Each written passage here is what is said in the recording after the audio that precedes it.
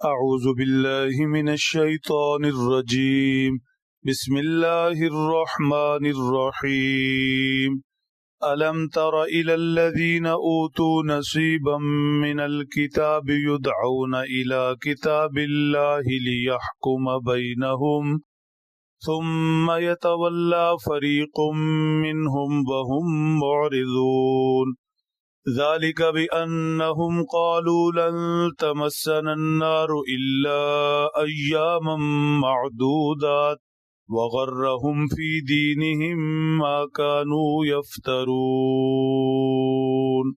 صدق اللہ العظیم۔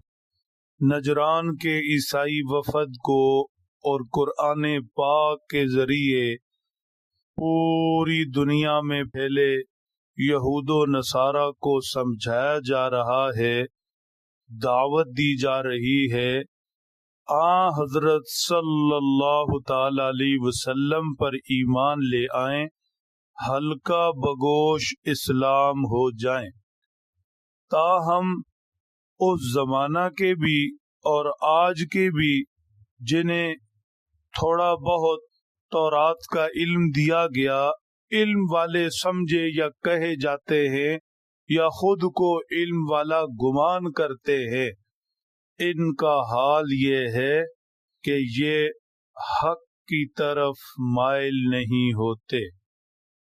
فرمایا الم تر الی الذین اوتوا نصیبا من الکتاب، کیا نہیں دیکھا آپ نے ان لوگوں کی طرف جنہیں تھوڑا سا حصہ کتاب کا دیا گیا۔ تورات کا علم ہے، علم پورا نہیں، ادھورا ہے۔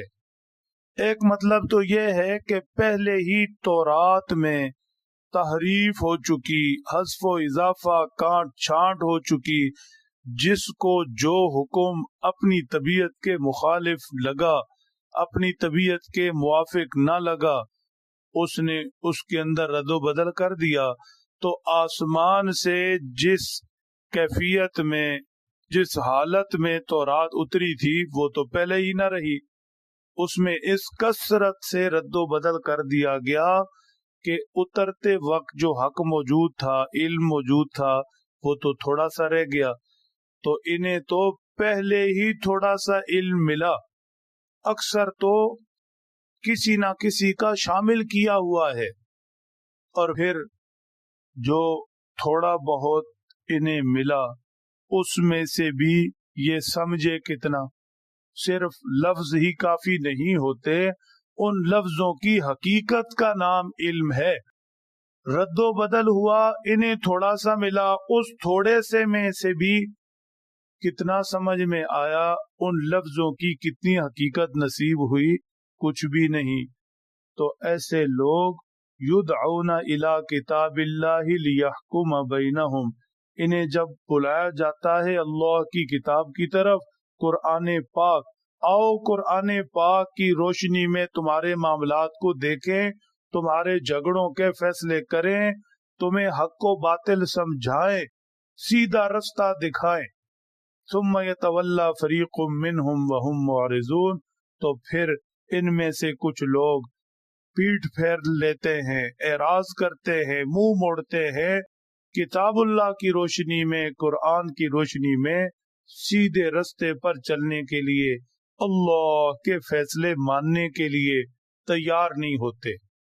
جس طرح رجم کے مسئلہ میں جب حضرت صلی اللہ علیہ وسلم نے بتایا اللہ کا حکم ہے شادی شدہ مرد و عورت جو فعل بد کا شکار ہو انہیں سنسار کیا جائے گا، تو یہ فیصلہ سن کر پیٹ پھیر لی اور حکم ماننے سے انکار کر دیا۔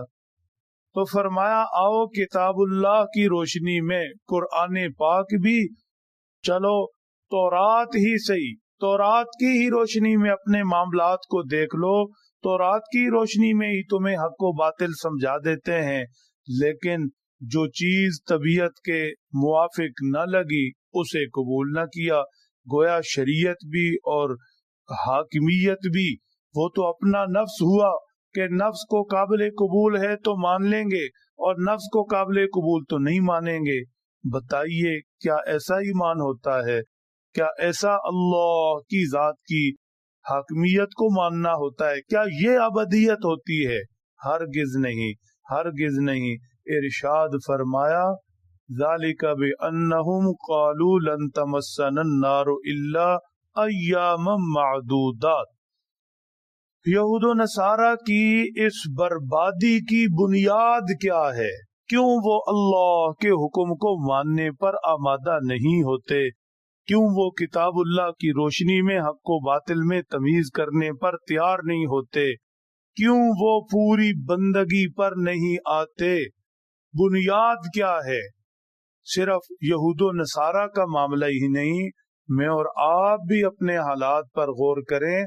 جس قدر یہ چیز ہمارے اندر پائی جائے گی، ہم بھی اللہ کے حکموں پر پورے نہیں اتریں گے۔ وہ چیز کیا ہے؟ آخرت سے بے خوفی، آخرت سے بے خوفی، آخرت سے بے خوفی۔ جس قدر آخرت کا ڈر ہوگا، اللہ کے حضور پیش ہونا ہے، مرنا ہے، قبر قیامت دیکھنی ہے، حساب و کتاب دینا ہے، زندگی کا کچا چٹھا کھلے گا، اس قدر انسان سنبھل کر چلے گا، زندگی اوپر دیکھتے گزارے گا۔ اللہ کا حکم کیا ہے، پیارے نبی صلی اللہ علیہ وسلم کا طریقہ کیا ہے، کن باتوں سے رب راضی، کن سے ناراض۔